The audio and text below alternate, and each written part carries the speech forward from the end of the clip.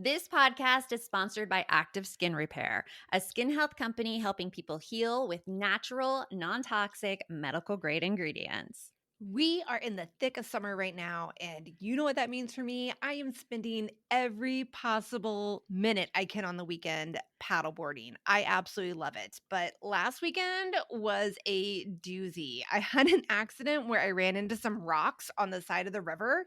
Thank God nothing was broken, but I did get pretty scraped up, which is not good when you're on a river for a few hours with nowhere else to go. Cuts like that can get hella infected really quickly, but luckily it wasn't a problem for me because I was carrying my active skin repair in my first aid bag.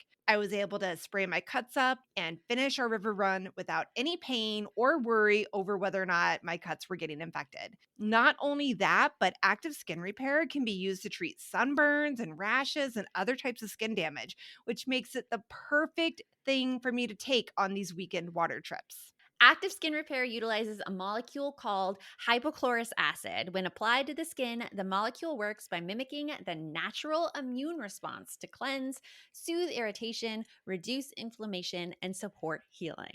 I love them. They have sprays and hydrogel options, and it comes in regular active skin repair spray, kids and baby formulas, hydrating serums, and hydro sprays too. I love having the light mist spray when I'm out on the water because it dries quickly.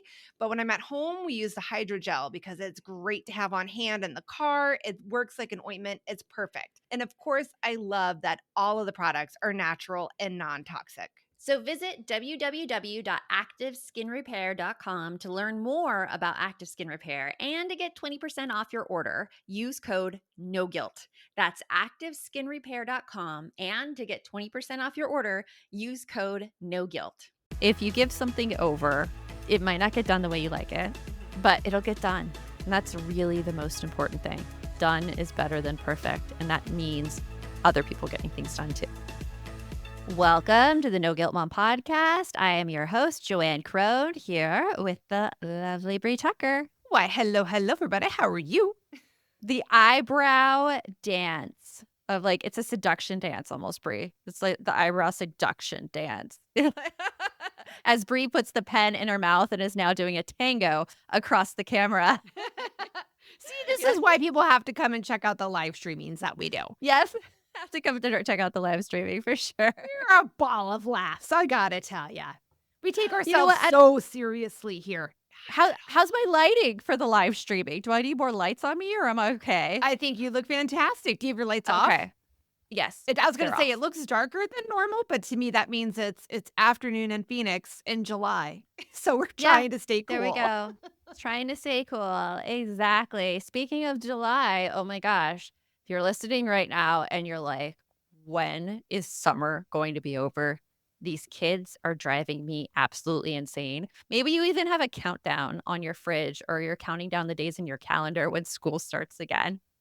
We have you for this episode. We have you. We have you. We know how long those, what is the beginning of I used to always have it memorized. Phineas and Ferb.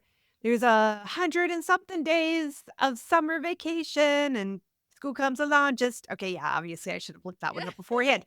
But summer is long. Summer is long, especially for moms, because I feel like we always have to take the mental load. And that is what we're going to battle today. At least during the school year, you can share the mental load with the school a little bit. Right. But summer, it's all you, planning everything.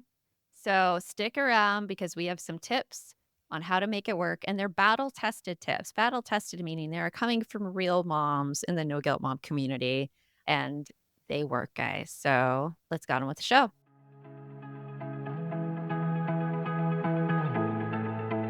You want mom life to be easier.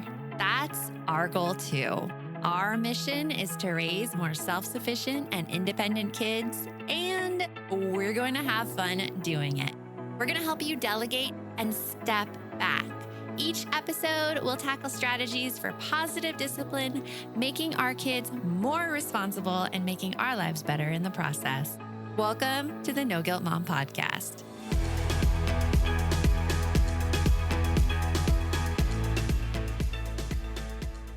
Okay, Brie, let's talk about the summer process because like I don't know if right now if you're listening, if you realize exactly how much you take on during the summer. Like it is a lot. You might be like, "I'm fine, Joanne and Bree. I'm fine. Like everything's going okay. I'm fine." And then you're here at night with a glass of wine, drinking and like it's shaking a little bit as you bring it up to your lips and like tears are falling down your face.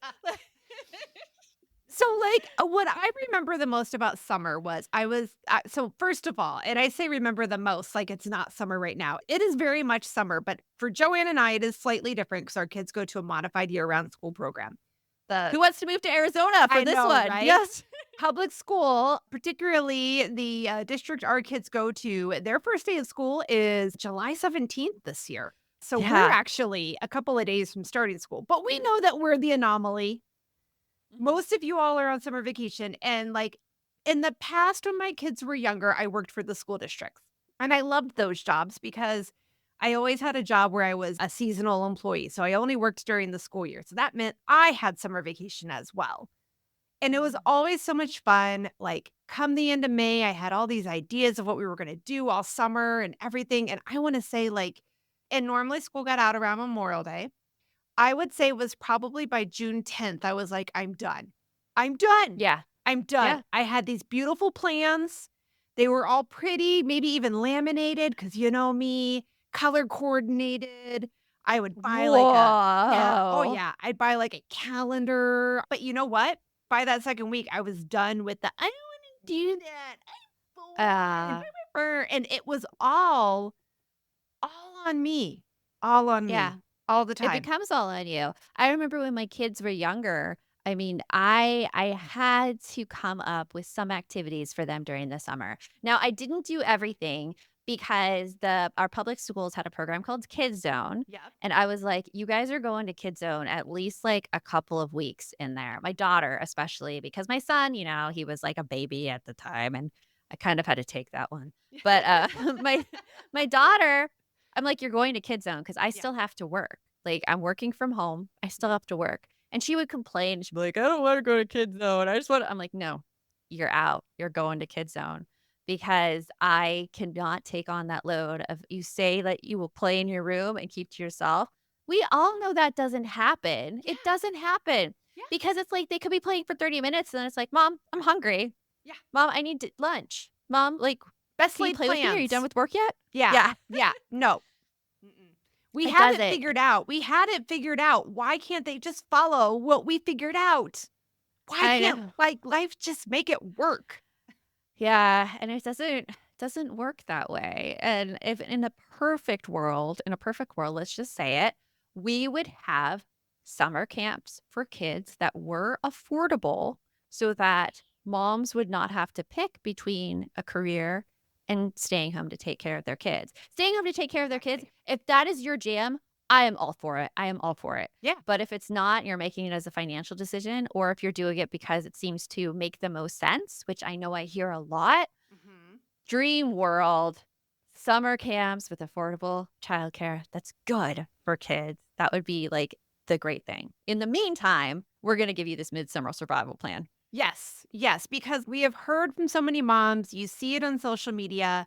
Moms are in charge of everything. So, like, we gave you like a little bit of our background, but I mean, like, we've heard mom has to sign up for camp registration. And then once camp is going, figuring out when people get to, like, what day is what theme? What are we Yeah. wearing? Did we pack the sunblock? Did we pack the lunch? What time do we have to be at the bus? What time do we have to do pickup? Oh, let me coordinate that with running these errands and doing XYZ and going Oh to my this gosh. meeting. Like, that's just My camp, dad right? my daughter likes to show me, funny videos every night where she just Uh-huh. collects them and saves them on Instagram, and then she, like, makes me sit down and watch them all with her. It drives me crazy, but it's, like, one of the things she Sit wants me to do. sit But down this and one enjoy sit d this with basically, me. Yeah. basically. But one of them she found was what moms have to do to get their kids ready for the pool, and it shows, like, the mom running around the house, opening drawers, stuffing towels in bags, Yeah. putting on sunscreen on the kids, like, packing lunches, everything, and then it shows dad on the toilet on his cell phone. Yep. What dads have to do. And Exactly. but it's so funny because I often think of it, I'm like, "Why don't dads see what needs to be done and do it?" And there's like 2 reasons, I think. Okay. So this is my armchair theory based on facts All that, right. things I've read and pieced together. First reason is that because moms, they get the maternity leave when the babies are born, like the Okay. extended maternity leave. So in that extended maternity leave, and I'm not talking that much, it's like 12 weeks maybe, at Well, most it's 9 weeks, sometimes 6 weeks. in most places we call it maternity leave, but it's not actual maternity leave. It's mom saving up all of her sick days and using her FMLA for Yep. her That's what I had to partial do pay. as a teacher, Yeah, for your FMLA. so, like and it's crazy, right? Like, I'm just 1 second on my soapbox, and I promise I will hop right back down into this, Have the but soapbox, take the okay, stage, I'm gonna take the stand stage, take the stage. okay, no. Okay, Uh, go. so we call it maternity leave, but it's not, and that's It's also a not. thing that is 100% on mom's shoulders. You and as someone who was I managed large departments, mainly women, and we worked with kids, so that just means that we had, like, family-oriented employees, like, I had women that were going on maternity leave all the time, rotating in and out. And again, I would call it maternity leave, but it sure as heck wasn't. It's It not was paid. a did Nope. you add up? Did you save every possible sick day you possibly could? Did you talk to HR to make sure you're eligible for your FMLA and you filled out the paperwork so you can get that half pay while Yeah. you're gone? Yeah. No, Like, it's crazy. yeah. It's part so it's that's Yeah. soapbox ended, mic Mhm, drop, mic drop. mhm. But it's the time spent with the kids It is, because yeah. dads only get the 2 weeks, and because mom spends so much time in the kids, it is in that essential time that she is established as the primary caregiver. And usually, by spending that time, she is able to read the kids' signals better, especially babies when they want to get fed, Yeah. when they want to get sleep. It's like, how moms can usually decipher a cry and decide exactly what the cry means. Oh, yeah. It's because of that time that she got with the kid, learning the kid. Dads never get that. And so I think that when moms then show this higher proficiency with being able to figure out what the baby needs, dads are kinda like, "She's better at this," and step back unintentionally. They probably don't even realize they're doing it. Maybe like a learned helplessness type thing? Like a learned kind of a learned helplessness thing, thinking that, "Oh, she's so much better at this, I should just let her lead the way," Yeah. which we hear from a lot of men, actually. And so this continues, this continues, this continues. So the kids are like 8 and 10 years old, and mom is still doing all of these things, and dad is here just, like, on the toilet playing the cell phone thinking that he doesn't do anything. Or thinking that Um he's participating as much as he needs to. She's got this. Yeah. She doesn't need help. She doesn't want help. Oh, Yes. oh, oh. So the second reason I think, and this is because of a book I was reading by our future No Guilt Mom podcast guest, Dr. Tracy Dalgish. She is a couples therapist. And she said in the book that in relationships, there's usually an overfunctioner and an underfunctioner. Hmm. And the overfunctioner is here taking care of all of the things, like we usually see moms doing, so that the underfunctioner can just like do nothing. And it's a dynamic that couples get into. And so the way out of that is just recognizing the dynamic, recognizing if maybe you're being an overfunctioner. I am a total overfunctioner. I want to take care of everything. I want to do all the things. And so I intentionally step back from something. I step back from planning my son's birthday party, which was in July. I gave it completely to my husband. I gave it completely to my son, too. They were in control of it. I didn't do anything brave. I didn't call the place. I didn't even like send the invitation details to the moms I am friends with for the kids. I didn't do anything. Did things go wrong? Heck yeah, they did. They did. I'm trying And there are so hard not things to laugh because I know about a few things. Like, can we add what they forgot about on the invitation? Can we just add that? the time and the address. Yes. I love it. I love it. Oh, I But gotta cry. here's the thing. Here's the thing. My husband gave it to my son. Yeah, My son started a group text with his friends. yeah. Yes, they all do have cell phones at 11. They all use them to communicate with each other. He started a group text with his friends, and he was going to take care of inviting them. And so my husband hears this, Great and idea. logically, he's like, "Done. Yeah, Cool. great idea. Done." Not realizing how much coaching our son still needed through this whole invite process. Because he was turning 11. Let's just be clear Because on he's that. turning Yeah, he 11. wasn't Yeah, like because he's 15. turning 11. He was like, "Hey guys, can you come to my birthday party? It's this day." And they're like, "Yeah, yeah, I'll be there. I'll be there." And then like a week before we start hearing like, "Hey, I hear your son's having a birthday party. What are the details on that?" And that was when I went in and I talked to my son. And I'm like, "Hey, did you send people an address or anything?" He's like, "Oh no, should I do that?" But you see how well that was fixed with minimal like Yeah. Really, you didn't have to do anything before that. So, anyways. yes, but part of my overfunctioning Mhm. would have gone in and taken control of that, knowing that things are gonna go wrong. Yeah. And so I think that is something that we as moms really, really need to notice. Like, if we give something up, if we give a chore up, we gotta let that shit hit the fan. Because Right. that is you can give as many hints as you can. I did not honestly anticipate that happening, else I would have told my husband when I gave him that job. It was just something I naturally do that I assumed everyone did, and they don't. Yeah. No, they sure don't. They don't. So we are gonna have some tips from real moms on how to survive the summer now that you're partway through, right after this. Today's podcast is sponsored by MIDI Health. Hey guys, Bree here. I have two sisters. We're all within 5 years of each other, with me being the youngest at 44. Typically, when we get together, we sit there and chat about stuff like our hot flashes, or our raging mood swings, or our inability to sleep, which is making us pretty cranky. Yep, you have guessed it. We are all going through perimenopause and menopause together. And while I love doing things as a family, this is not one of them.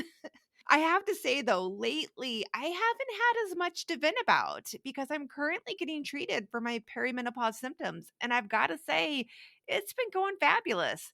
If you're experiencing things like night sweats or having trouble sleeping, sudden weight loss or libido changes, moodiness, anxiety, depression, or brain fog, all of these symptoms can be connected to the hormonal changes that happen around perimenopause and menopause that can start as early as 40.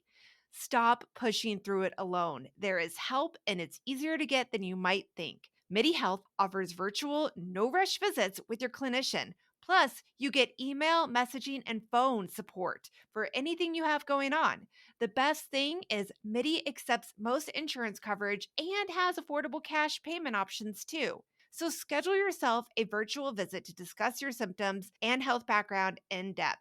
You'll come out of the experience feeling heard and with a plan to start feeling better. With specialized insurance covered care, MIDI puts relief within reach for so many women more than ever before.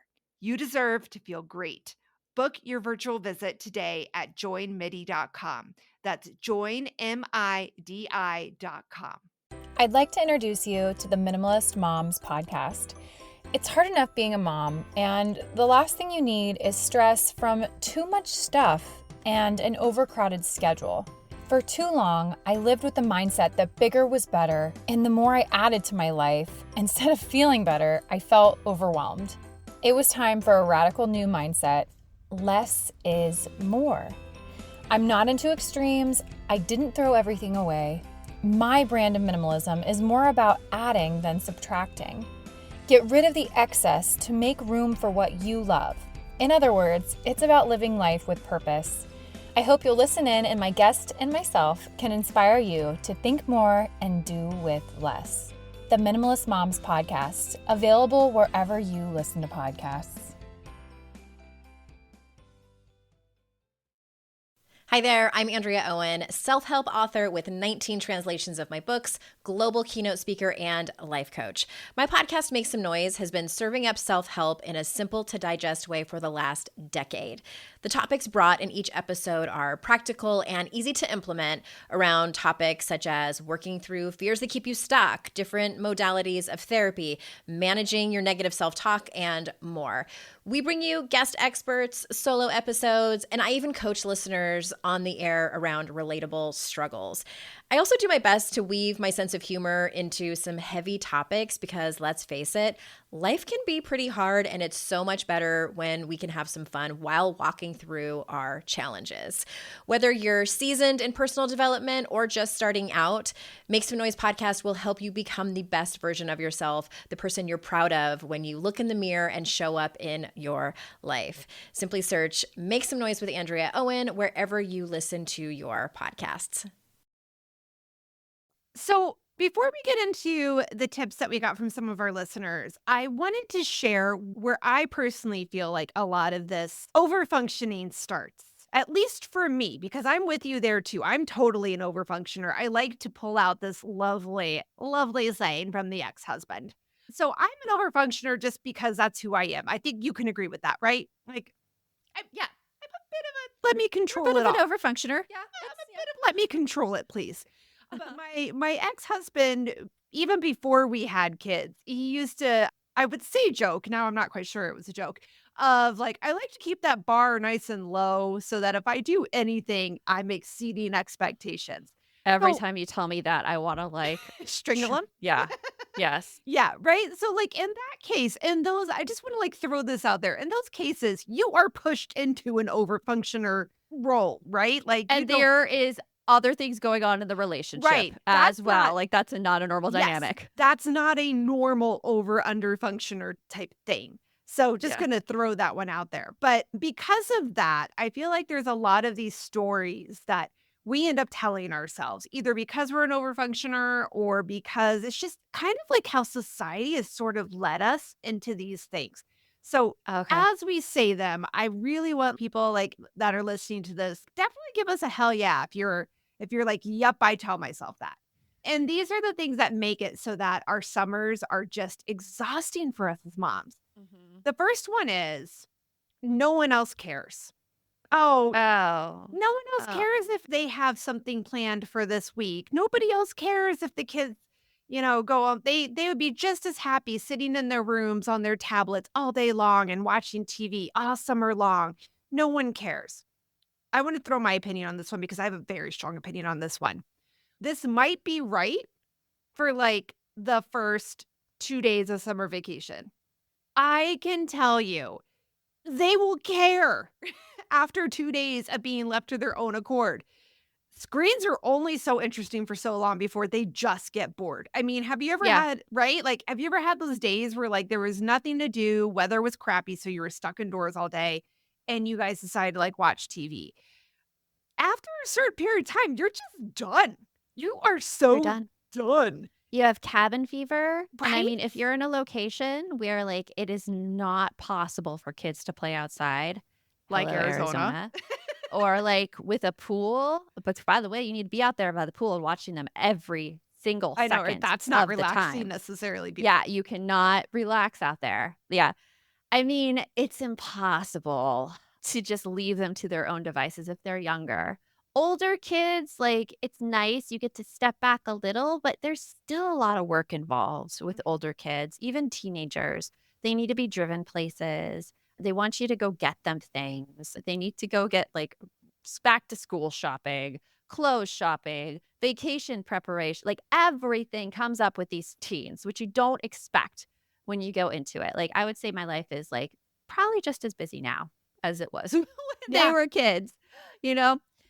But they do care. Now, on the other side of things, I know a person who plans out the family schedule minute by minute whenever her family comes into town, minute by minute. And it drives them all insane because there is no free time built in.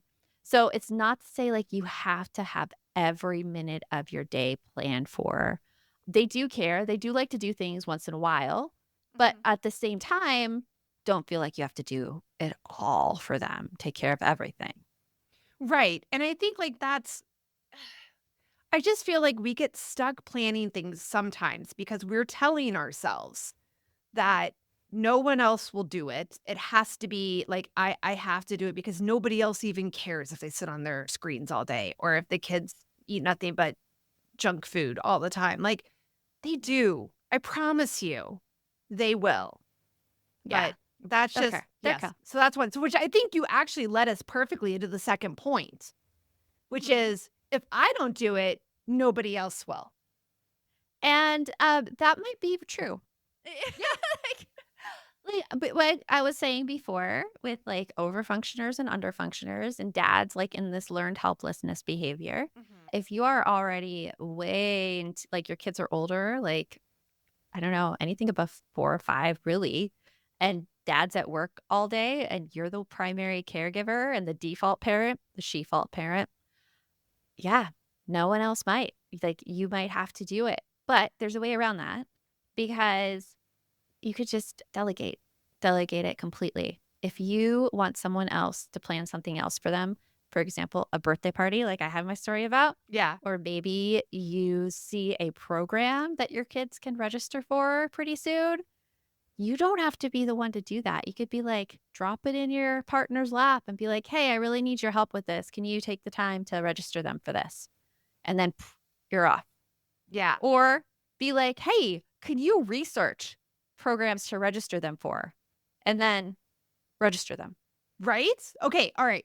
So I'm going to argue that I do not agree that if you don't do No. it, no one else will. I don't agree that it has to fall on mom's shoulders. And I'm going to share why I think that right after this.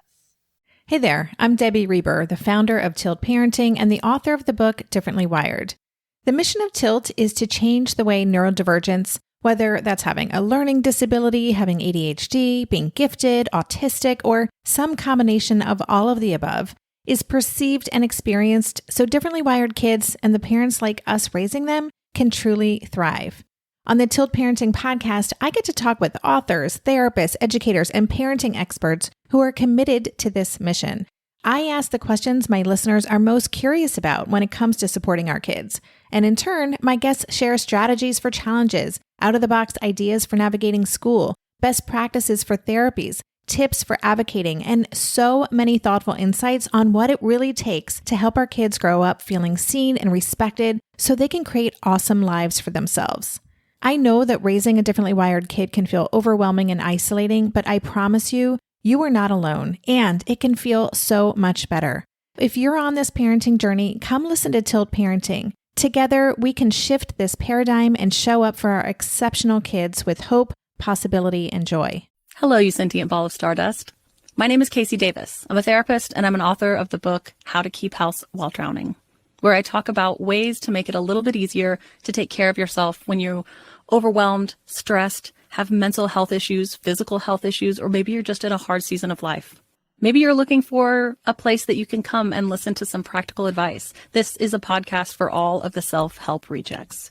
We're going to talk about skills for survival and self-kindness. And I'm going to leave the pop psychology at the door. I promise not to tell you to meditate or to journal. We're just going to give you some really insightful conversations with hopefully some practical advice. So I don't believe you need to pick yourself up by the bootstraps. I don't want you to just try harder, and I don't believe that laziness exists. So join me over on Struggle Care, where we can find compassionate solutions that help us function a little bit better. No one told us the truth about parenthood. Why? This is the podcast everyone needed before they had kids, because now that those little ones are here, there is a lot to unpack. I'm Rachel Shepardota, and I am your host for the podcast No One Told Us, where we tell the truth about parenting and let you in on all the stuff you really should have known about before having kids. I am the founder of Hey Sleepy Baby, but this podcast is so much more than sleep. We'll be diving into all the topics that you really care about and need to know while you do your best job raising those adorable, tiny humans. Our goal is to just make you feel less alone and less overwhelmed. There are so many things that no one tells us before becoming a parent, and I think that we should really pull back the curtain on becoming a first-time or second-time mom or dad to share the good, the bad, and the ugly. We'll have a little education, a little fun, and a whole lot of heart that goes into each and every episode. So join me and our amazing guests each week to hear us talk about what no one told us. Okay, here's my thing. I feel like as humans, we tend to go to the path of least resistance, right? Why would I think as, let's say, as the other parent in the household, why would I think I have to plan stuff when I know that my partner will? And like you said, part of it does fall on the whole, like, if my partner is the one who's home with the kids while I'm at work, why would I plan things for them to do? And you gave I some hear that. wonderful Yes. examples of how they can help even if they're not home. Or you're going to be the one driving and I don't know your schedule. So it's just better if you schedule it anyways. I Right. get that one Oh too. my God. Yes. Yes. Oh, that would drive me Yes. nuts. So, Yes. so that is true. But here's my thing that here's my shtick with it. It tends to continue even through the weekend, right? Think back to like when for you and I, since we have older kids, think back to when our kids were early elementary or even younger. We were still in charge of them, even on the weekends when our spouses were there, probably, right? We were It's still in true. charge of the family schedule. They showed up to where they needed to go. And yeah, like, spouses, I think that, and I'm going to say dads, sorry. And I'm not trying to pick on dads. I truly am not. We're But just going with the general thing that happens, the tendency, yeah. the trend. Yeah, the trend. There you go. I like the Mhm. trend. So, like, dad might throw in, like, hey, let's all go to breakfast. And then he'll pick out the place, he'll coordinate it. You guys all get in the car, he drives, you go, you eat, you come back. You might be lucky enough to have that. But everything else still does fall on mom. Oh, we've got a birthday party to go to on Saturday. Oh, we do? What time? Like, and you're the keeper of all of it. You don't have to be. Like, You don't. I wish I could have gone back to my younger self and said during the summer, like, don't plan crap for the weekends and for weeknights. You do your job. You are doing your duty from Yeah. 7 in the morning, or actually back then, God, what time do they get up in the mornings? 5 a.m. From 5 a.m. Sun, until when the sun 5, gets up. yeah, until 5 p.m. Like other Yeah. people can pick up stuff. Maybe I ask my kids' grandparents, like, will you take the kids for a day for a sleepover or something? But putting more on your spouse because they can. They can. And sometimes they need to be told very explicitly what you want them to do. And I'm not saying micromanage piece by piece, but with the breakfast example, what used to happen to me is like, oh, yeah, let's go out for breakfast. Where do you want to go? And I'm like, and so like I tell my husband and I'm like, totally cool. I want you to decide it. I want you to make all the arrangements and just, tell me where I need to be. And that's all like, because I don't know why, like, it just must be a dynamic in our relationship where I took over for so long that I didn't realize how much pressure I was putting on myself and how many decisions I was creating for myself that could have easily be handled by someone else. See, And a lot of times, like, I don't care where we're eating. I mean, if I cared where we're eating, sure, I'd want to say it. But I'm like, just get food in their bellies so they're not grumpy and I'm good. honestly, like the only days I really care about where we're eating, besides when I was pregnant and I had hella like cravings, I would say like was my birthday and Mother's Day. Those are the only 2 days that I really care because I'm like, you know what? This is 100% all about me. So we're going to eat where mom wants to eat. Yeah. So again, like if you don't do it, because we're telling ourselves if I don't do it, nobody else will. And you know what? You may have. No, you likely will have. Sometimes where when you stop doing it, your partner is like, oh, I guess we're not doing anything. And nothing happens. And maybe you're bored out of your mind. If you're anything like me, like I cannot sit still. That would drive. So, like, that was a problem I had in my family dynamic was that my husband and my oldest were perfectly happy being homebodies. I would get itchy. Like, I would get like restless leg syndrome, I swear, except it was restless home syndrome. Like, I could not sit at home. I had to Yeah. get up and go do something. And my daughter was just like me. So, fine. Fine. If your spouse doesn't plan anything with the kids and you have restless body syndrome and you can't stand sitting around the house any longer, or let's just be honest, everyone's driving you bananas. Yeah, that's when you look at your spouse and you're like, peace out, I'm gonna go run an errand. I You always leave. I always like to think of it as, and this is a bit of like tough love for you listening out there.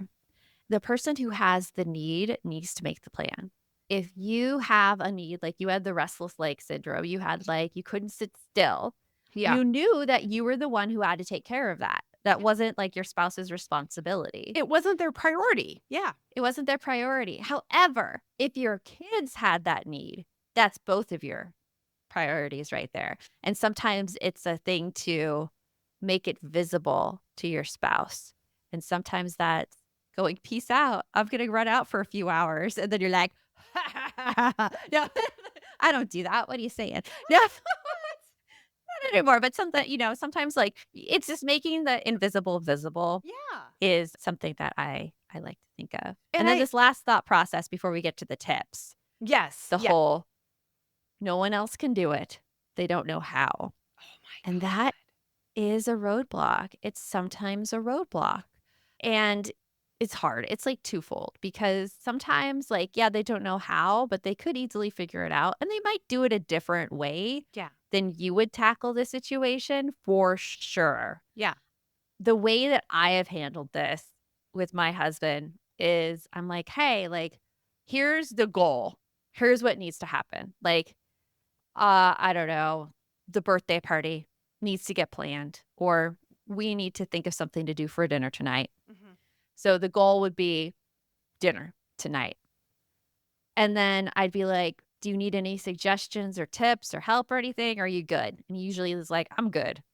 And he'll do it, and he might not do it exactly the way I do it. Like, if it's coordinating a family dinner, he probably will send out that text last minute to the family to see if they're all available, and then we will go somewhere nearby that's not anything like that I would term as special. It'd be like Thirsty Lion or like, like Do you just think he might do that last minute as like a subliminal way of like nobody will show up? no, I think honestly, he doesn't think about it until the Okay. last minute. I was just I wondering, like sometimes I do that. I will admit that. Sometimes I give like a last minute notification to some people of like, maybe they won't be able to go then. And I can be like, I tried. I try oh, Bree. Hopefully none of those people are listening. I don't think so. And if they are, then but anyway. Yeah. I mean, so there's that thought process too. If you give something over, it might not get done the way you like it, but it'll get done. And that's really the most important thing. Done is better than perfect. And that means other people getting things done too. Right? Like, okay, I love that because like let's be honest. Again, most of the time if we think that nobody else can do it, we're thinking our husband cannot do it, our partner cannot do it. Chances are good they have a job. They do that job every day, in and out. They're perfectly They do it. capable of making, right? They figure it out there. They Yeah. coordinate with people there. They have the skills. They Yeah. have the skills. Yeah. And our kids, a lot of times, they don't do things because we don't give them the opportunity to do them. But I can guarantee you that they do rise to the occasion the more opportunities they are given to do it. Like you and I, we've done that with our kids over the years. Yeah. We've given them more and more. And granted, I'm not great at it. I certainly still take control of things way more than they probably should. But giving them that ability to do stuff more often with the boundaries, it has seemed to have worked. Yeah. I will still, even at this point, like when this summer started, I have 2 teens, one teen who is 15 and can't drive, and she is famous or has been famous for coming to me and being like, I want to go to so and so's place today, or I want to go to the mall today, or I have this plan today, or I have this plan tomorrow, or in 2 days, I'm going to do XYZ.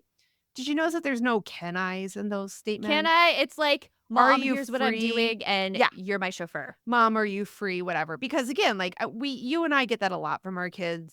Well, not a ton, because again, like I'm telling you, it works, but we get it enough because we work from home. And before summer started, like I gave my daughter boundaries. I'm like, listen, you have chores that have to be done and you have work over the summer. And you have like one summer class she took so that she could get ahead in one of her like things that she was taking. So I was like, okay, so those are the 3 things that you have to get done before you ever make plans to do anything else. And she's like, yeah, totally got it. Great. And I'm like, and as far as I'm concerned, if those 3 things are done by Sunday night, you have free reign for the week. But you have to find rides if it's outside of Tuesday or Thursday. I was like, I can give Yeah. you rides on Tuesday and Thursday between the hours of 2 and 6. Anything after that, you're figuring out rides on your own. And there was a little That's a bit of good like, thing. That's what I fine. was gonna mention. I Yeah. would like to give the no guilt mom like burr, burr. Like it's almost like a guilt alert. You ready? Yeah. The burr.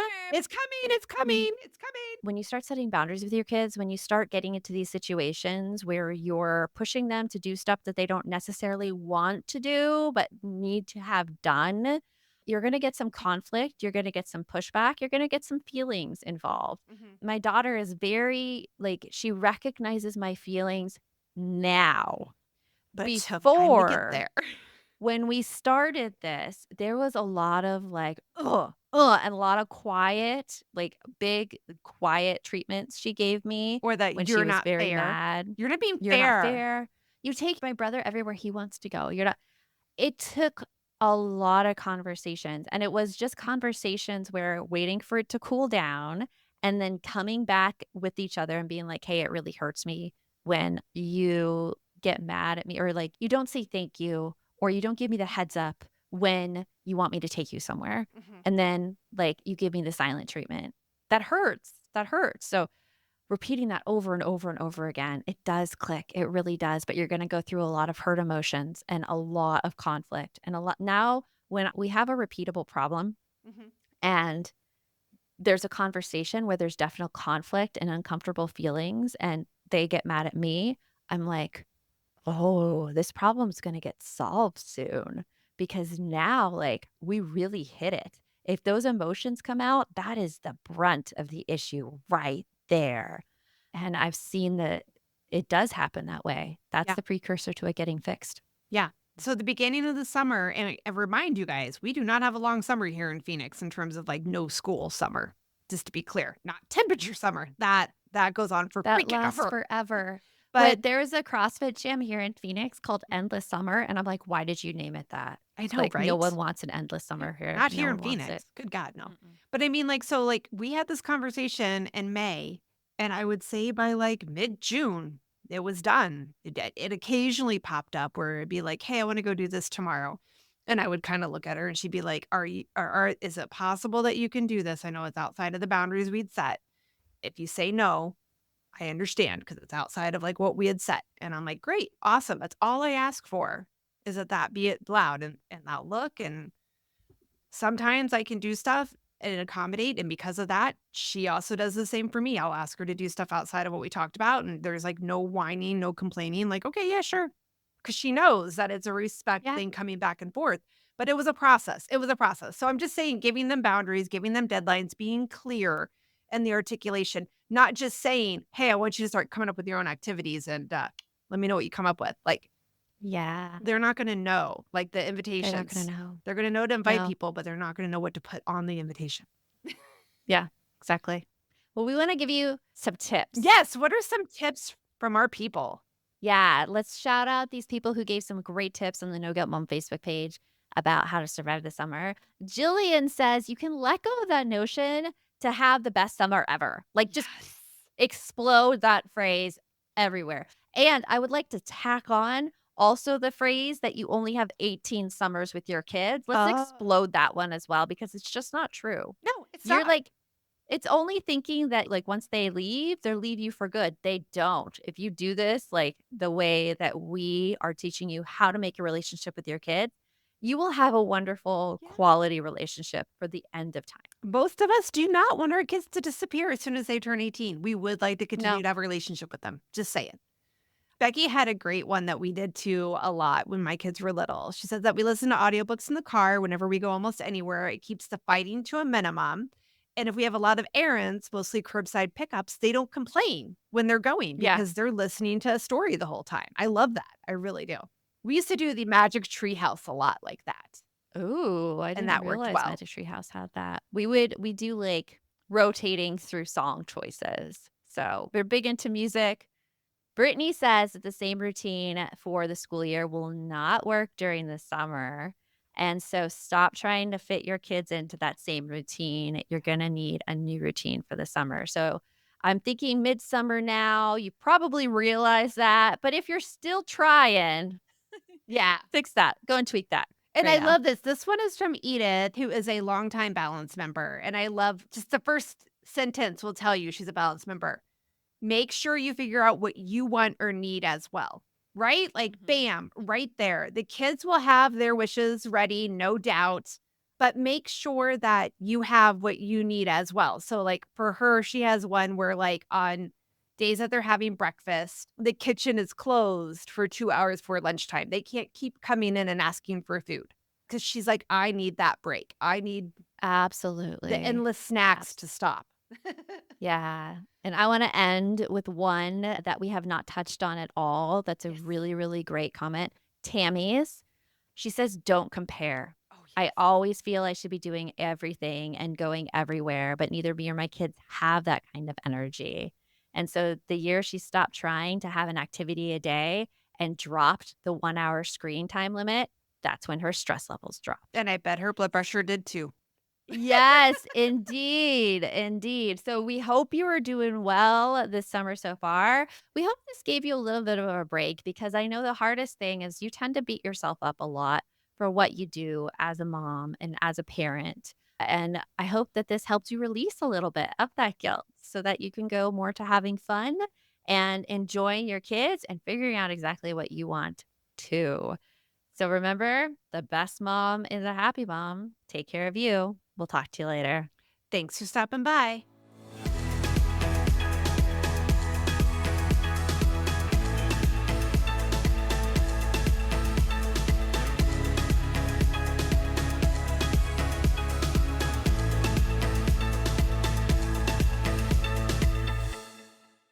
Hello, you sentient ball of stardust. My name is Casey Davis. I'm a therapist and I'm an author of the book How to Keep House While Drowning, where I talk about ways to make it a little bit easier to take care of yourself when you're overwhelmed, stressed, have mental health issues, physical health issues, or maybe you're just in a hard season of life. Maybe you're looking for a place that you can come and listen to some practical advice. This is a podcast for all of the self-help rejects. We're going to talk about skills for survival and self-kindness. And I'm going to leave the pop psychology at the door. I promise not to tell you to meditate or to journal. We're just going to give you some really insightful conversations with hopefully some practical advice. So I don't believe you need to pick yourself up by the bootstraps. I don't want you to just try harder, and I don't believe that laziness exists. So join me over on Struggle Care, where we can find compassionate solutions that help us function a little bit better.